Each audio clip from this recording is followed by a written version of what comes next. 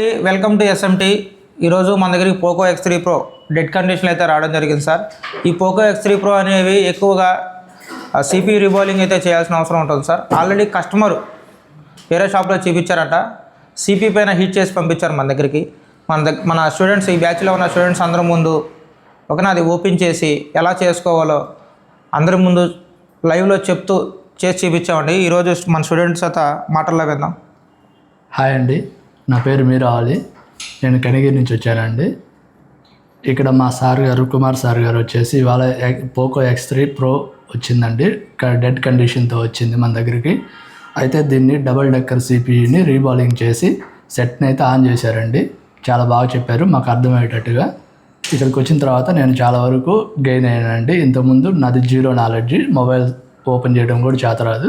ఇప్పుడైతే చాలా వరకు నేర్చుకున్నానండి, కాన్ఫిడెంట్గా ఉన్నానండి. Thank you SMT.